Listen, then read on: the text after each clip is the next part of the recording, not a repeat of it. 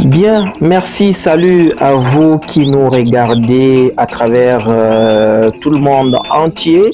Et aujourd'hui, nous allons vous proposer une vidéo pratique de la réalisation, de la préparation d'un mets qu'on appelle ici au Cameroun, bâton de manioc, beaucoup plus connu dans les régions du sud, du Grand Sud Cameroun. Et aujourd'hui, c'est dans la région de la Damawa que nous allons réaliser du champ jusqu'à la table le confectionnement de ce bâton de manioc là. Là, nous sommes au champ.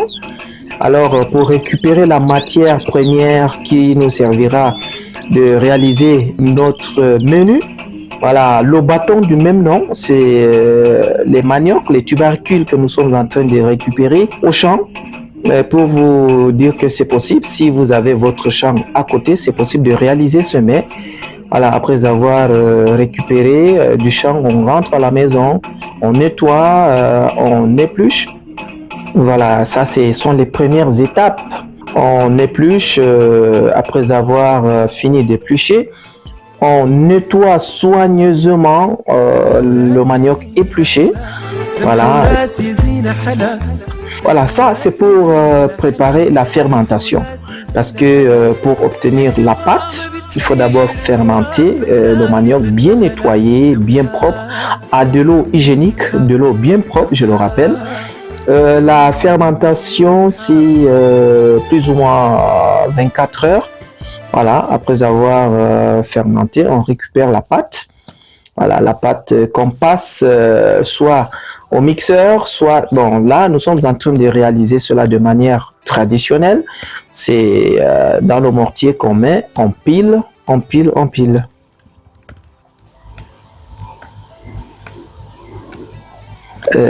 C'est un peu l'une des étapes les plus peut-être compliquées, qui prend un peu de temps.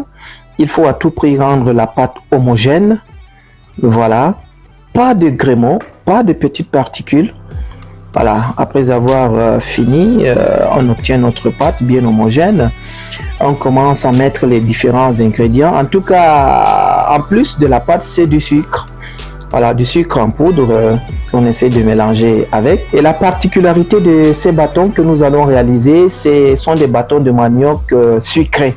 Et dans tout le Cameroun entier, il n'y a que dans la région de la Damawa et plus précisément dans le département du Ndjerem, à quelques 6 km de Tibati, qu'on réalise cela. On mélange la pâte avec du sucre et un peu d'eau, de manière à obtenir une pâte uniforme, homogène.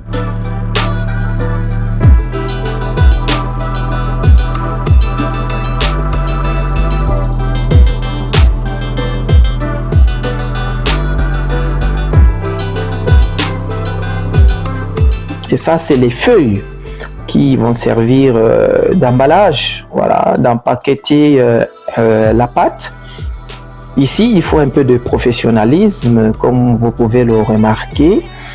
Voilà, on dispose les feuilles, 2 ou 3, de manière à sortir un bâton, voilà, consistant qui pourra peut-être permettre à une personne de manger avec un complément spécial pour atteindre satiété, quoi, en quelque sorte. Voilà, ça, on enroule avec des fils obtenu à base des sacs en nylon.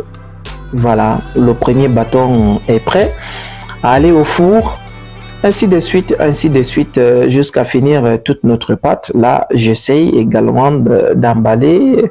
Vous pouvez le voir, c'est quand même un peu complexe pour ceux qui ne connaissent pas, mais avec 2 ou 3 séances, ça peut aller.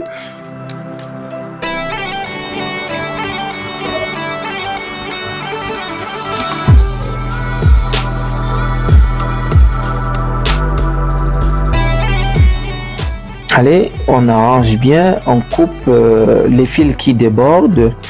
C'est vrai, il faut aussi un peu d'esthétique, voilà, avant de passer le tout dans la marmite pour aller au feu. On finit de nettoyer, Voilà, on passe le tout à la marmite, bien nettoyée, bien propre. Vous voyez comment on est en train de disposer nos bâtons.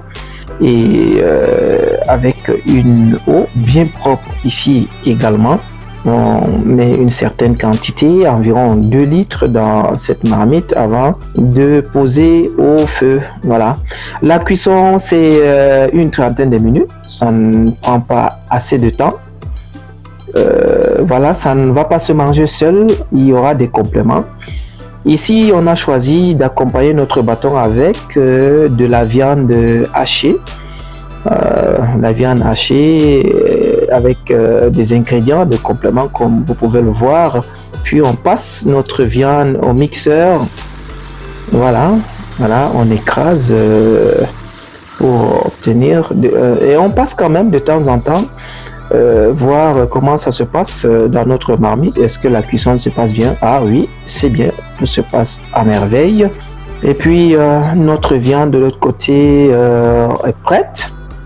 Voilà, on passe dans la marmite pour que tout soit prêt au même moment. Et comme je l'ai dit, après, on va aller rencontrer un personnel de santé, un nutritionniste, bien évidemment, qui va nous donner les vertus de ce mets, ce bâton de manioc, surtout quand il est accompagné de la viande hachée et tout ce qui va avec. Voilà, c'est prêt, on retire, on met le tout sur un plateau pour que cela puisse se refroidir.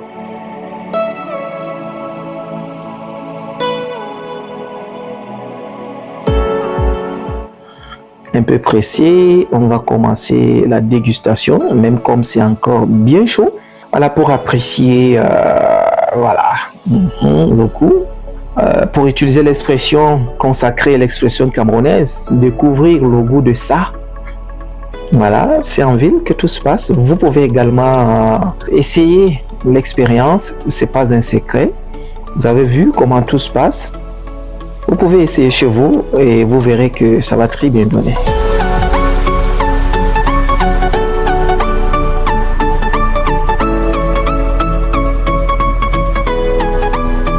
Voilà, vous voyez les deux premiers spécimens avec notre viande hachée. Et on va parler du bâton de manioc, d'un mets, d'un plat accompagné de viande hachée avec toutes les épices et les légumes qui vont avec.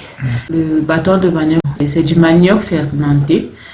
C'est un mets local très apprécié. Donc, nous avons parlé des vertus nutritionnelles de cet aliment-là. Le manioc en soi-même comporte beaucoup de facteurs antinutritionnels et il comporte également du cyanure qui n'est pas bon pour la santé. Donc, lorsqu'on fermente ce manioc, cela améliore la biodisponibilité des éléments minéraux qui s'y trouvent, à l'instar du zinc, manganèse, du potassium, du phosphore et même du sodium. Le risque ici, c'est de fermenter peut-être de façon naturelle, de façon non contrôlée. C'est ça qui est un peu risqué, mais le bâton de manioc est un aliment très bien pour la santé. Il est très riche en glucides. Il donne cette sensation de satiété lorsqu'on mange. On n'a pas besoin de manger une grande quantité.